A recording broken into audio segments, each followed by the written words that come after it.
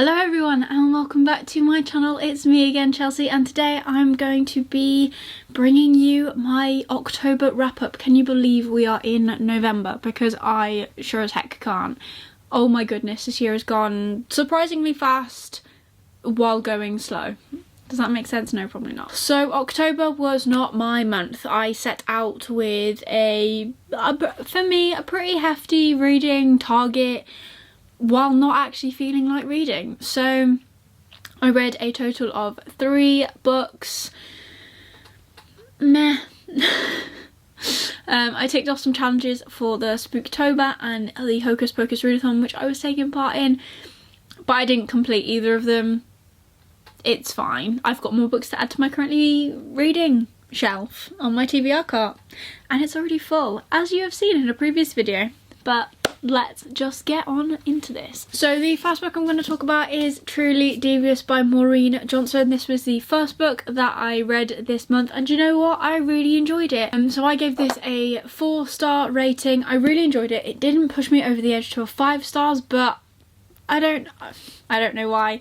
So we follow Stevie as she gets into Ellingham Academy, which is a school that is not really a school. So the people that get in there are geniuses in their own right. They may be artists, they may be just like super smart.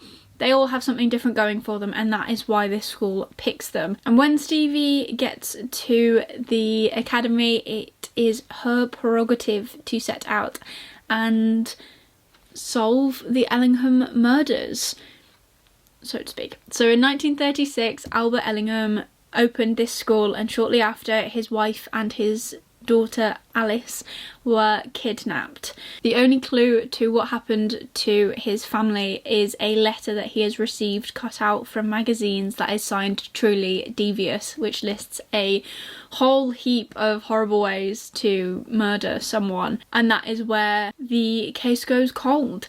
So Stevie is determined to solve this, and when a mysterious murder takes place on campus, she is convinced that Truly Devious is back. I loved this. I thought it was great. I loved the whole school. The school was great. You can imagine it. It was a typical like American school in a kind of the way it was set. I thought it was fantastic. I can't wait to get hold of the second one. There is 2 more books left in this series for me to read, and I'm hoping that they give me more answers.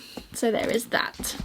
The second book that I completed this month, which was also a buddy read for me, that was The City of Brass by S.A. Chakraborty.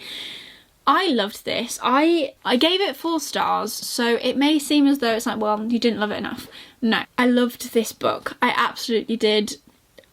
In a previous video, I described the way that I give 5 stars is for me to have an emotional, like a really big emotional connection with the characters. I'm developing one. Because this is a trilogy, I think that's what it is. So you build up those relationships, and I feel like by the next book, when things happen to the characters in these books, I will be heartbroken, and I don't want to read the final book, but we will get there. So this book is told by 2 perspectives. So we have Nahari and we have Ali, and Nahari is a conwoman in Cairo. She has the ability to tell when people are sick, so she uses that to her advantage, and during a routine exorcism for her, she changes the way she does things and manages to summon a djinn. So we're following her perspective through that as he takes her to Devious, and then the other perspective is Ali, and Ali is a prince. But not just any prince, he is the second born, so they're kind of worried about, I'd say.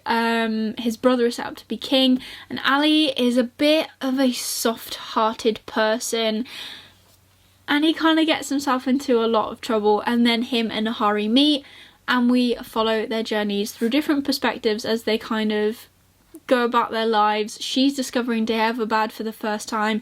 He wants to know more about where she's come from in the human world because he's really interested. It was a great book. I loved it, and I can't wait to start the second one, which is shortly, I guess. I have 1 more book to read before I can start it. I think I kind of want to get that done. But It was quite good. So the last book that I read this month was Starfish by Akemi Dawn Bowman. I gave this book 5 stars. I had the emotional connection. It was amazing. It was so good, and I recommend it to everyone. So I found this book on, I think it's like Kindle Unlimited or Prime Reading or something like that. And I have heard it mentioned before, but there is not enough talk about this book. Oh my goodness, guys. Seriously, check it out. So in Starfish, we are following Kiko. The whole book is from her perspective, and she has this dream of art school. She wants to go to a school called Prism that is like the top school in her opinion that she should get to, and she sees it as an escape from a not particularly pleasant home life. Her mum doesn't seem to care. Her brothers don't really talk to her. She's very socially anxious.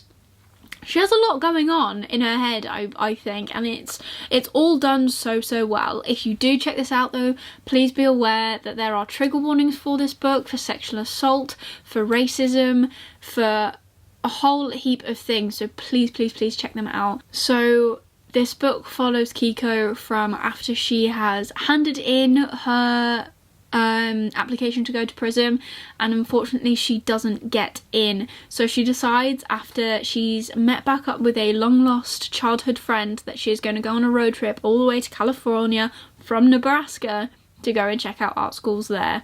And do you know what? This book was eye-opening. It's really interesting for someone like me. I have white privilege to read the thoughts of a teenage girl going through high school, but not just high school and puberty and boys, coming to terms with her culture, as she's like half Japanese and half white, and she doesn't really feel like she has a connection to her Japanese family as her parents are separated, and her mum has no interest in where she comes from and her culture.